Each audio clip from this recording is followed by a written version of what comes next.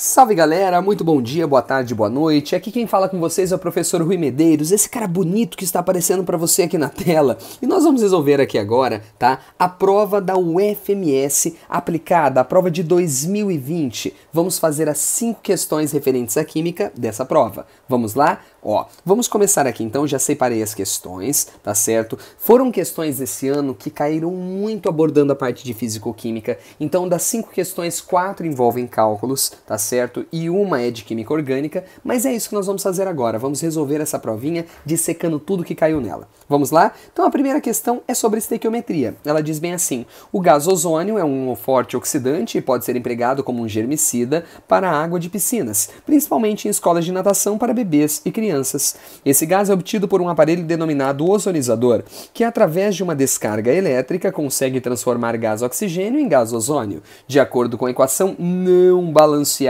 Criatura, a primeira coisa que você faz, ó, ele me deu uma equação aqui. A equação é o O2 virando O3. Vamos fazer o seguinte, como é uma equação curtinha, eu vou escrever aqui de novo, né? O nosso O2, tá? Se transformando em O3. Cara, para balancear é muito fácil, né? A gente tem 2 oxigênios aqui e tem 3 aqui. Esse 2 eu passo aqui para frente e esse 3 passa aqui para frente. Assim nós ficamos com 6 oxigênios na esquerda, lembrando que esse número multiplica, tá? E aqui nós ficamos com 6 oxigênios na direita, tá certo? Basicamente isso daqui. Agora ele fala bem assim: partindo-se de 1.680 litros de ar, preste atenção, essa é a quantidade de ar atmosférico, medidos na CNTP, que são condições normais de temperatura e pressão, tá? Com 20% do volume de gás oxigênio. Então entenda uma coisa, esse 20% que ele me apresentou aqui é a pureza do O2. A pureza do O2 é de quanto? 20%, tá? O volume máximo obtido de ozônio com um rendimento de 70% do processo é de quanto? Ele quer saber qual o volume máximo de ozônio que vai ser obtido, sabendo-se que o rendimento é de 70%. Vou deixar isso daqui anotado. O rendimento é de 70%. Cara, é uma estequiometria. Para começar, nós temos um volume de ar igual a 1.680 litros. Então, ó, ele me deu o volume de ar, o ar que contém oxigênio, não é? E ele perguntou qual é o volume de ozônio que será obtido. Deixa eu te falar uma coisa, como é que a gente fazia estequiometria? Muito fácil. A primeira linha a gente olha para a equação. E a equação manda 3 desse cara para 2 desse daqui. Agora não se esqueça, é 3 mols para 2 mols. Porém, nós estamos trabalhando com volume. Volume nas CNTP. E qual que é o volume molar de qualquer gás na CNTP? 22,4. É por isso que para ajustar isso para volume, eu vou multiplicar esse cara por 22,4 e vou multiplicar esse cara por 22,4, já que nós estamos trabalhando com volume e volume. Acontece que quando você faz isso, você concorda comigo que esse 22,4 corta com esse? Tudo isso para te falar que o volume é simplesmente proporcional ao número de mols. Quando você estiver trabalhando uma estequiometria volume-volume, o volume é proporcional ao número de mols. Agora, a pergunta era, qual será o volume de ozônio? Então, o X tem que aparecer embaixo do ozônio, obtido a partir de 1.680 litros de ar. Aí você fala, Rui, mas não pode, 1.680 é o ar, e aqui nós temos o oxigênio. Ah, é aí que você lembra daquela regrinha que seu professor te ensinou, a regrinha do prrr. Aqui embaixo nós colocamos a pureza e aqui em cima na direita eu coloco o rendimento. Pureza sempre embaixo na esquerda, junto do reagente, e o rendimento sempre em cima na direita, junto do produto. E aí você fala, Rui, mas o que é o P e o que é o R? Ora, o P é a pureza e o R é o rendimento. A pureza que eu me refiro é aqueles 20%. Lembrando que aqui você tem que pôr na forma decimal. Então, ó, não era de 20%, então aqui a gente coloca quanto? 0,2. O rendimento não era de 70%, então a gente coloca aqui 0,7. E pronto, fazendo essa continha eu vou descobrir qual é a resposta certa. Vamos lá? Vou fazer a conta aqui agora. Vai ficar assim, 0,2 vezes 1.680 vezes 2 vezes 0,7 dividido isso tudo por 3. tá? Quando a gente faz essa continha, vai dar um total de 156,8 litros. Então, esse que nós acabamos de calcular é o volume de ozônio que vai ser obtido, que é o que dizia para nós a alternativa B de bola. Essa foi a primeira questão sobre cálculo estequiométrico. Boa questão, né? Bacaninha. Agora a gente vai para uma questão de nível muito alto, que é o FMS colocou nessa prova. Vamos lá? Ela vai falar sobre combustíveis. Ela diz bem assim: combustível é uma substância química que libera calor durante uma reação de combustão. A combustão é denominada completa quando esse combustível é oxidado ao máximo. Para se determinar a quantidade de calor liberado em uma combustão completa, faz-se necessário calcular a variação de entalpia de combustão. E agora veja o que ele vai nos dar. Ele vai nos dar o calor de formação. Ele dá do monóxido de carbono, ele dá do dióxido de carbono e ele dá da água. Vai ter alguma utilidade isso daqui. Agora preste atenção. Partindo-se de 180 gramas de uma mistura, tá, combustível, sendo a quantidade, presta atenção agora, em mol de H2, 4 vezes a quantidade de CO, quando completamente queimada, liberará quanto de energia? Bom, a primeira coisa que você vai ter que descobrir é o seguinte: eu não sei quanto que eu tenho nessa mistura de monóxido de carbono, né? E eu não sei também quanto é que nós temos de hidrogênio. Eu não sei quanto que eu tenho. A única informação que ele me disse é que a quantidade em mols de hidrogênio é 4 vezes maior que em mols de monóxido de carbono. Então o nosso primeiro passo vai ser descobrir quanto que nós temos desses dois caras aqui. Para isso eu vou fazer o uso de algumas funções. Quer ver? Por exemplo, ó, vou começar escrevendo o seguinte. Ele me disse que a massa de monóxido de carbono mais a massa de hidrogênio dava um total de 180 gramas. Essa é a nossa primeira equação. A segunda equação é a seguinte, deixa eu falar para você. A segunda, ele me disse que o número de mol de hidrogênio era 4 vezes maior que o número de mol de CO. Então essa é a nossa segunda equação. Agora, vocês estão lembrados que número de mol é simplesmente a massa dividido pela massa molar. Detalhe que eu vou puxar aqui para cima, né? Qual que é a massa molar do H2? É igual a 2 gramas por mol, tá? Não é hidrogênio sozinho, é o H2. Outra coisa, qual que é a massa molar do CO? A massa molar do CO é 12 mais 16, que vai dar 28 gramas por mol. Então veja o que nós vamos fazer aqui. Ao invés de escrever dessa maneira, eu vou fazer assim. O que é o número de mol de hidrogênio? É a massa de hidrogênio dividida por sua massa molar, que é quanto? Que é 2, acabamos de mostrar.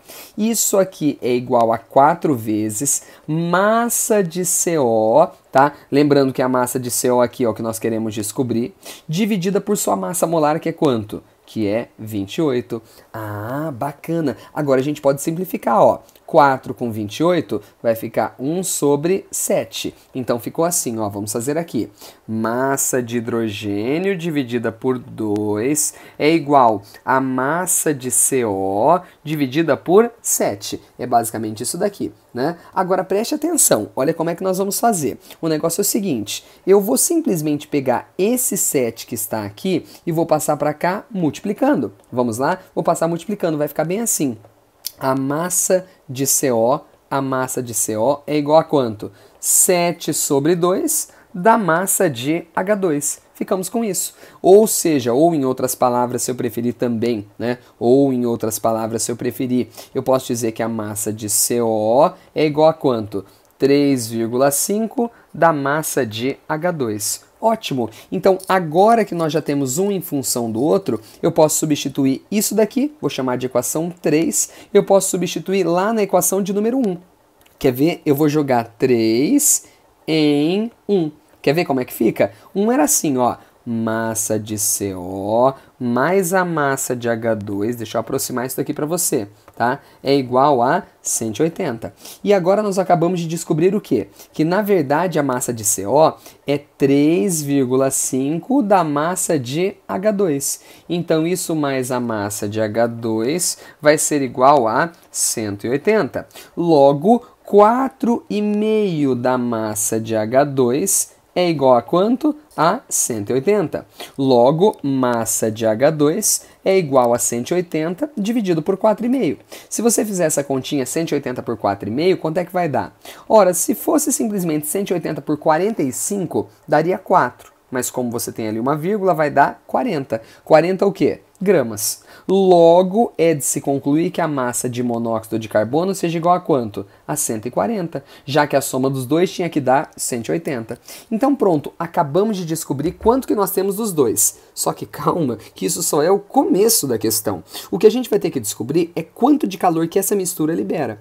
Agora, para poder fazer isso, a gente vai ter que usar esses valores aqui, ó. Eu vou utilizar esses valores daqui. Tá certo? Esses valores daqui de entalpia de formação. Eu vou copiar e vou jogar na próxima página. Quer ver? Ó, vamos jogar aqui. Preste atenção, ó. Aqui vou só dar uma cortadinha, tá certo? Uma cortadinha aqui. Deixa eu recortar. Deixar só o trecho que me interessa, ó. Só isso daqui. Beleza? O que eu queria que você percebesse com isso que eu acabo de mostrar para você? Cara, eu quero que você perceba o seguinte. Nós podemos calcular a energia baseada nisso. Quer ver? Eu vou começar falando, primeiramente, do hidrogênio. Sabe por quê? Eu vou montar a combustão do hidrogênio.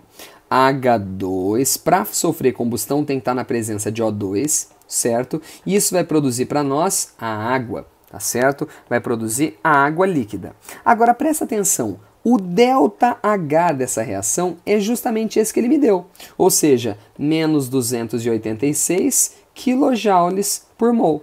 Aí você fala, Rui, mas por quê? Isso daqui não era o calor de formação da água? Mas deixa eu te falar uma coisa. A formação da água é a mesma combustão do hidrogênio. É a mesma equação.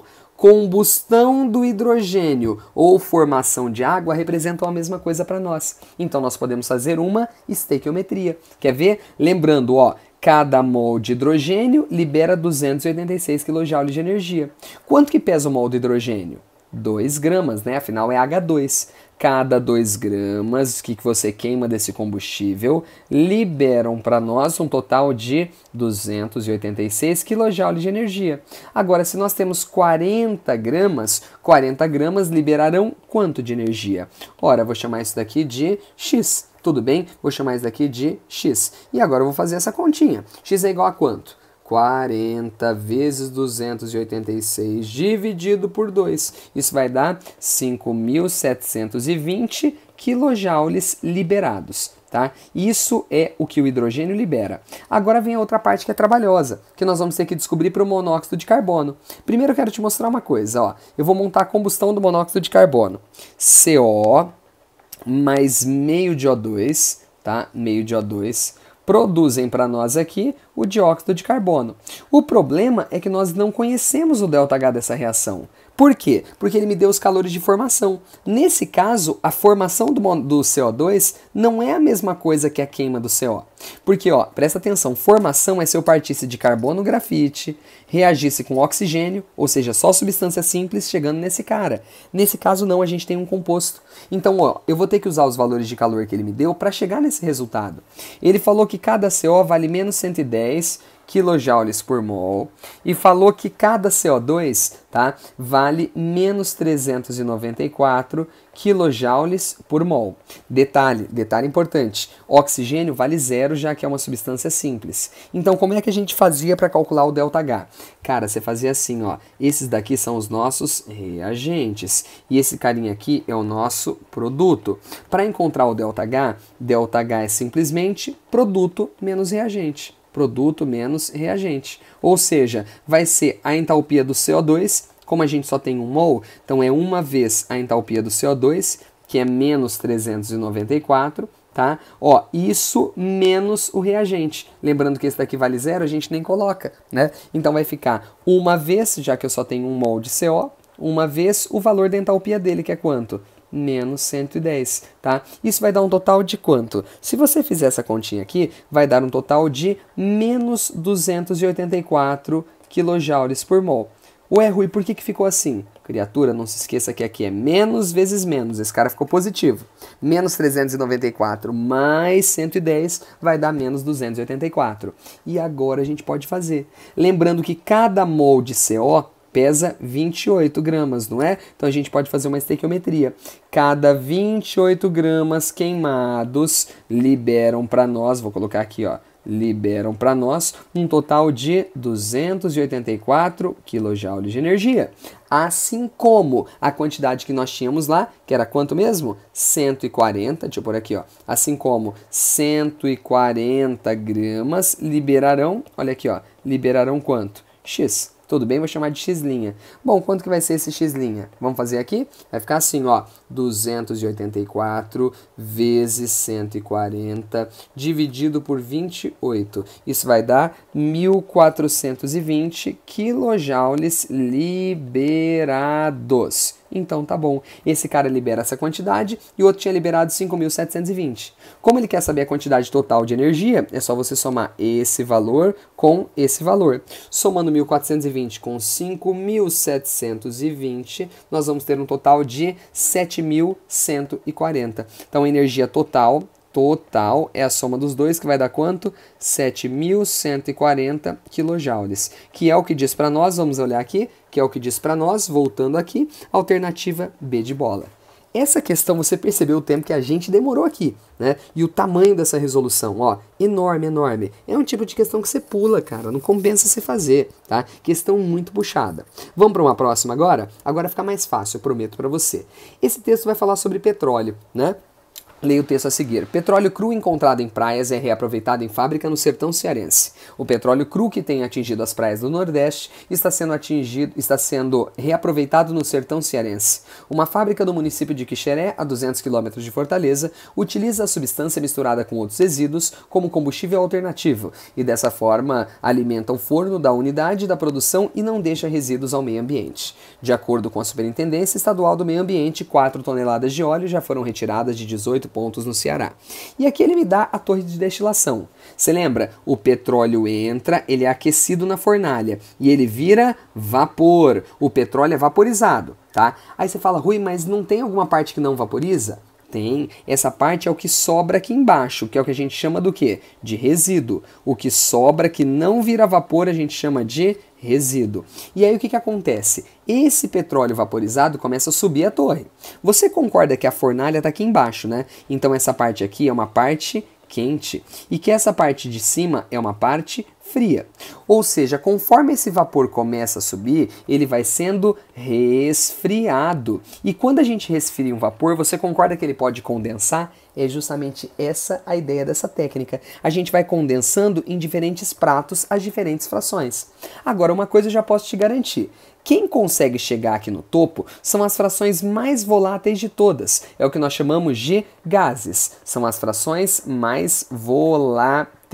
E eu já vou te garantir uma coisa aqui muito importante. Na destilação, não se esqueça, por uma fração ser muito volátil, ou seja, para ela conseguir subir nessa torre, é porque essa fração tem que ser leve, tá? As mais voláteis aqui são as mais leves. Então, o que eu estou falando para você nesse momento? Eu estou te dizendo que de cima para baixo está crescendo a massa molar. A fração está ficando cada vez mais pesada. Então, vamos fazer o seguinte, ele quer saber qual que é a ordem correta. Bom, vamos lá. Ó, aqui tem, vamos olhar os combustíveis. Começa com gás, vamos ver quem começou desse jeito, ó. Começa com gás, termina com resíduo. Ok. Começa com gás, termina com resíduo. Ok. Começa com querosene. Opa, já não pode ser, né? Essa letra C aqui, de jeito nenhum. Outra, começa com gasolina. Pelo amor de Deus, não começa com gasolina. Por último aqui, ó, essa que ele colocou. Começa com gás, termina com resíduo. Ok. Agora, quem que vem depois do gás? Cara, eu vou falar pra você. Ele deu opções aqui pra você. Querosene, gasolina, óleo diesel e lubrificante. Se a gente voltar aqui na torre, quem que vem logo depois dos gases? Vem com certeza a gasolina. Não se esqueça, depois de gás é gasolina. Até brinco, falo, ó, gás, gasolina, gás, gasolina, gás, gasolina.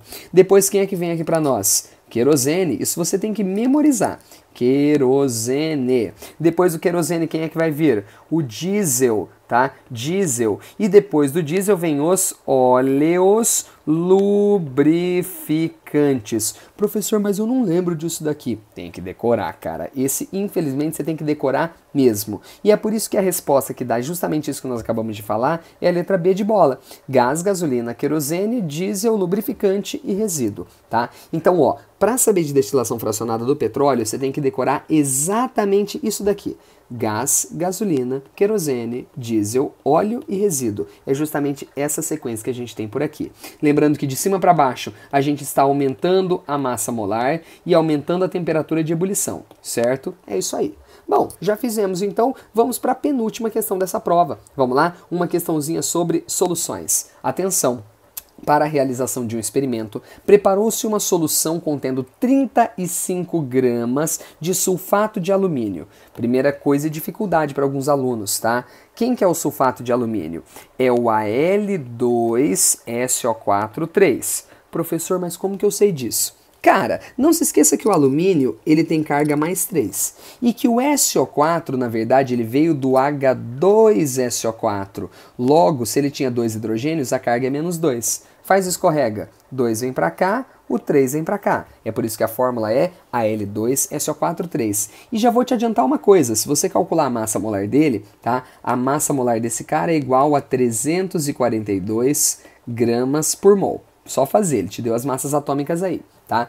Ele falou que isso foi dissolvido em 10 litros de água. Qual é a concentração molar dessa solução? Para começo de conversa, concentração molar, que é a pergunta que ele está fazendo. Concentração molar. É aquela concentração que é expressa em que, galera?